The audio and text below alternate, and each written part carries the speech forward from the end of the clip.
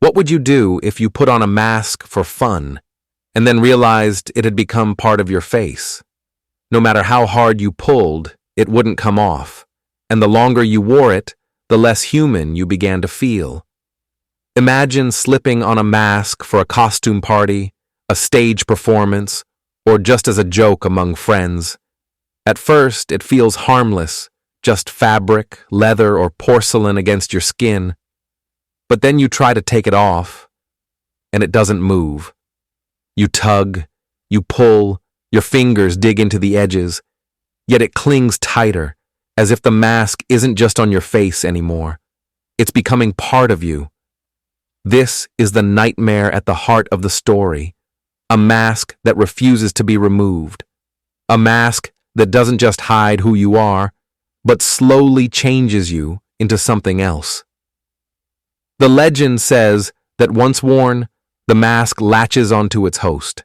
It bonds with skin, with bone, with soul, and no matter how much you fight it, no matter how much you scream, it only digs in deeper.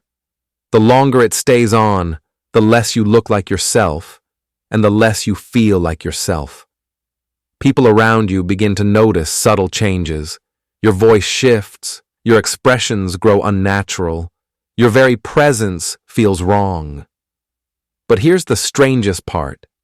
Those who wear it often claim they didn't mean to put it on in the first place. They describe feeling drawn to it, compelled, as if the mask itself whispered to them, daring them to try it just once. And once they did, there was no going back. Some say the mask feeds on its wearer. Others say it replaces them entirely, leaving behind only a shell. What no one can explain is why the mask always seems to find a new face, someone new to claim. So the question is, where did this mask come from? And what happens to the people who can never take it off? No one agrees on where the mask first came from, but every version of its origin carries the same dark undertone. This mask was never meant to be ordinary. Some say it was created for the stage centuries ago, crafted for an actor in a traveling theater troupe. The mask was beautifully made, carved from wood so smooth it almost looked alive, painted with striking features that never faded with age. But the actor who wore it grew obsessed. Night after night, he refused to perform without it, until one evening he collapsed mid-play.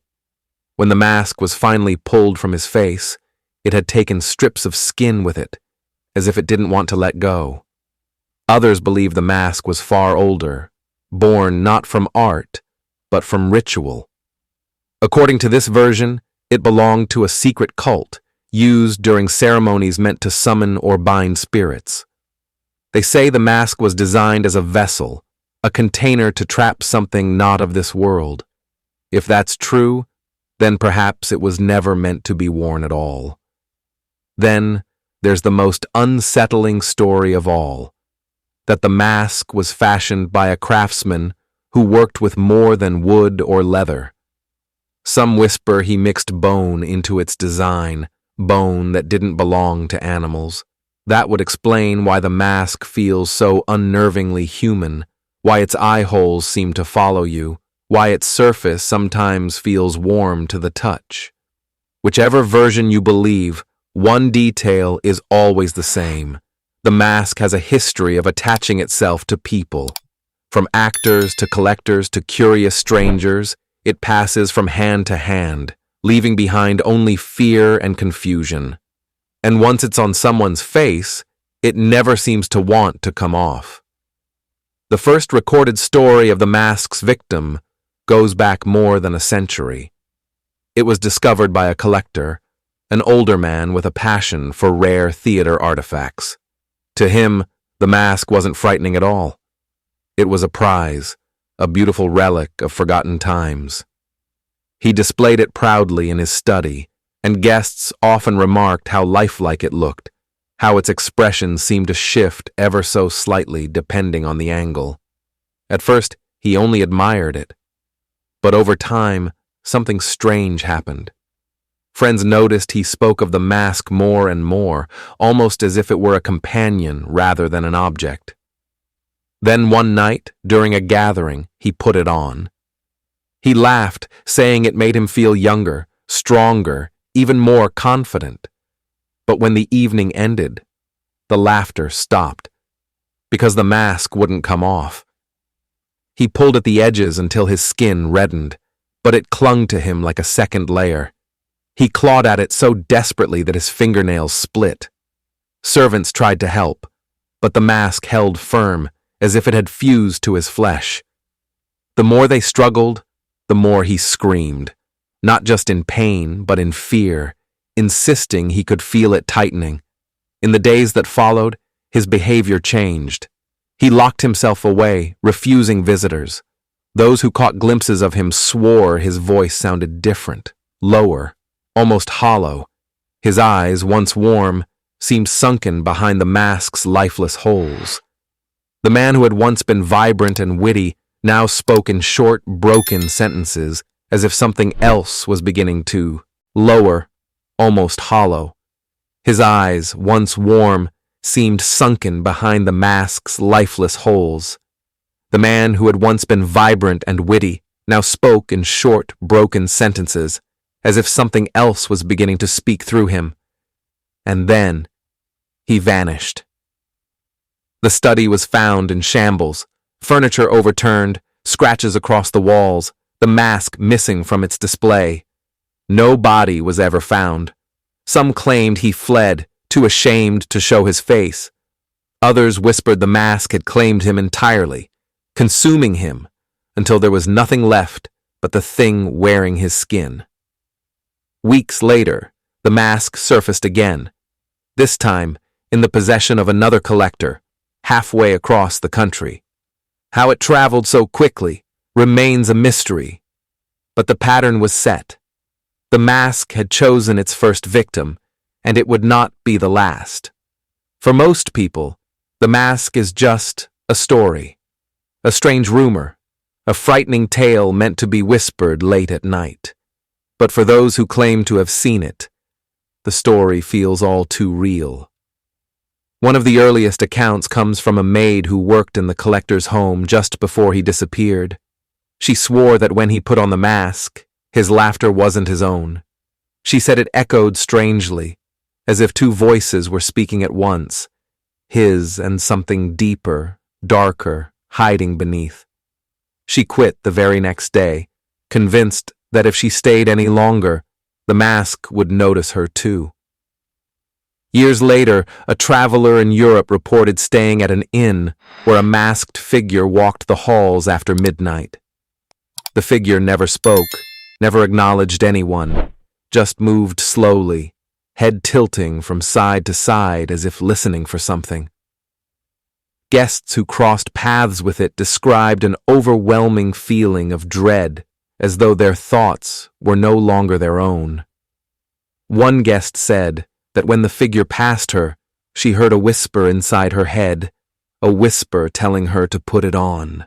Then there's the testimony of a museum guard, decades after that. The mask had found its way into a private collection that was briefly displayed to the public.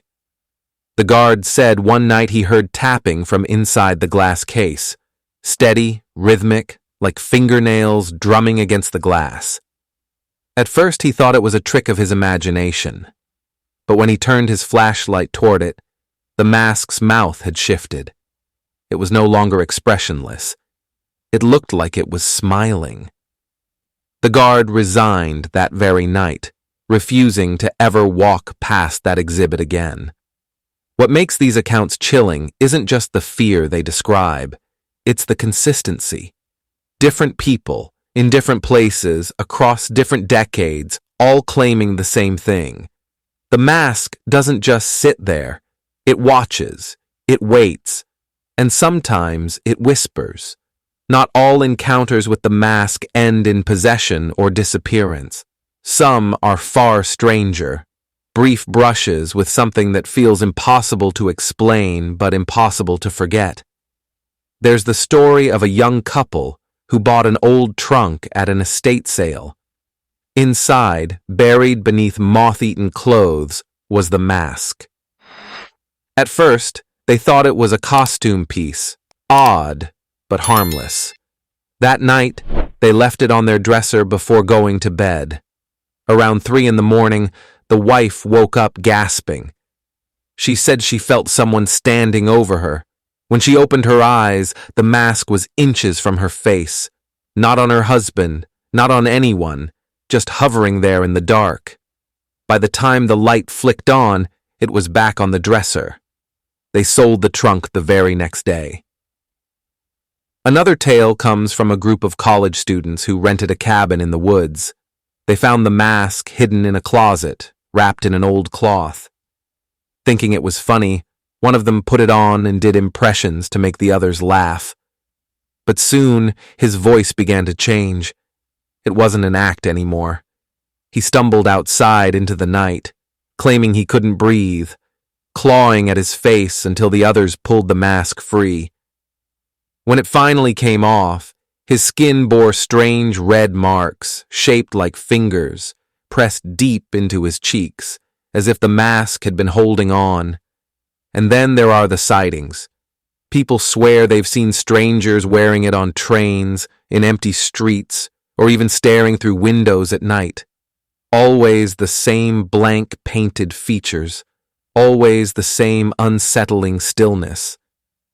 And when someone works up the courage to approach, the figure is gone. These encounters don't follow rules. They don't fit neatly into history. They seem to happen at random, almost like the mask is playing with people, testing who might be weak enough or curious enough to become its next victim. When it comes to the mask, no one agrees on what it truly is, but almost everyone agrees it isn't just an ordinary object. Over the years, countless theories have tried to explain its power, each one darker than the last.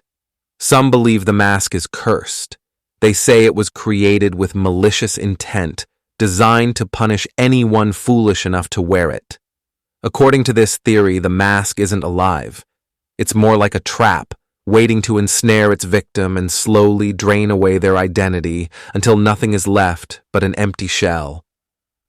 Others argue the mask is haunted. They claim a restless spirit is bound to it, forever searching for a host.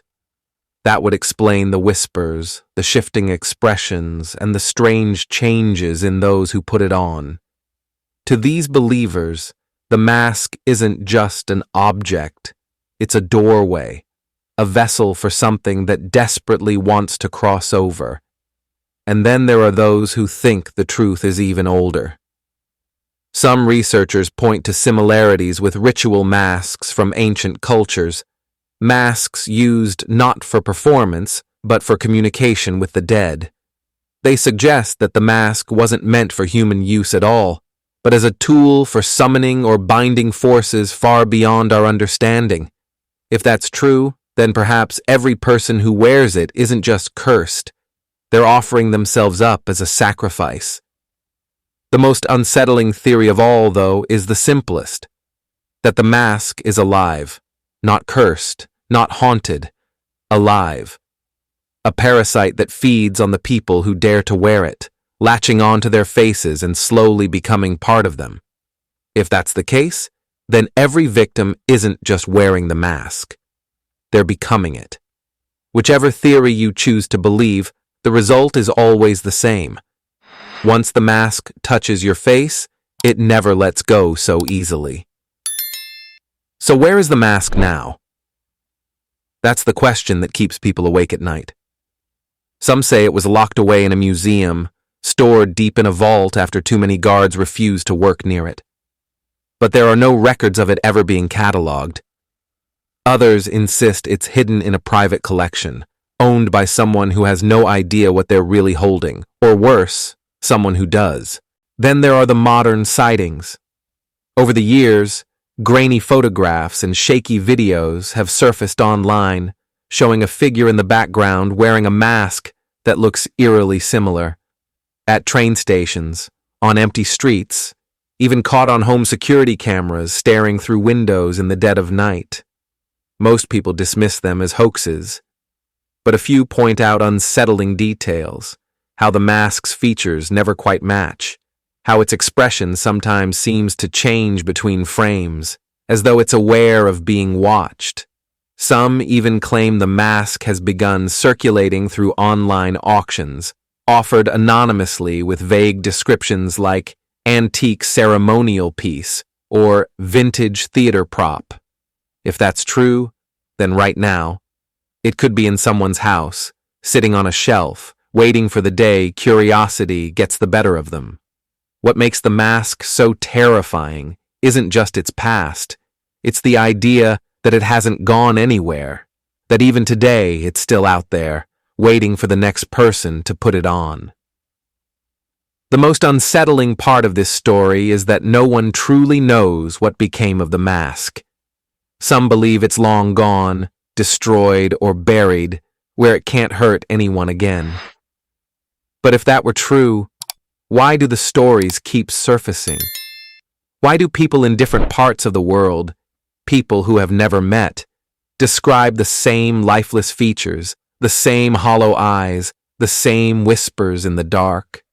Maybe the mask is still moving from place to place, slipping into trunks, basements, or attics, waiting to be discovered. Maybe it's sitting quietly in someone's collection right now, unnoticed, until the day curiosity wins, and someone decides to try it on. And that's the real terror, isn't it?